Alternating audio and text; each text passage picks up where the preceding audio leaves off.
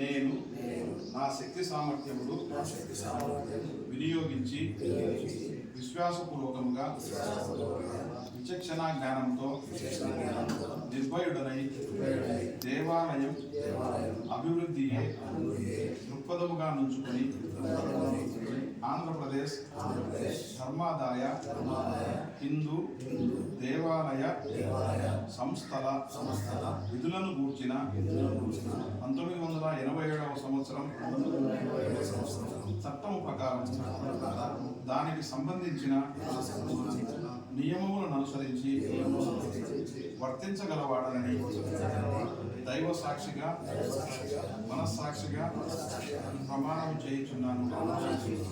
ధర్మకర్తగా నాకు తెలిసిన లేక తెలియబడిన రహస్య విషయము ఏదేని గాని నా ధర్మకర్త బాధ్యతను సక్రమముగా నిర్వహించుటకు ఏ వ్యక్తికైనా గాని వ్యక్తులకు గాని సమక్షమున గాని పరోక్షమున గాని తెలుపక రహస్యముగా నుంచుదునని ఇందు మూలముగా దేవుని సాక్షిగా మనస్సాక్షిగా ప్రమాణం చేయుచున్నాను.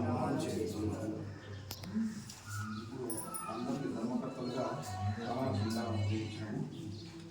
ఈ ధర్మకర్త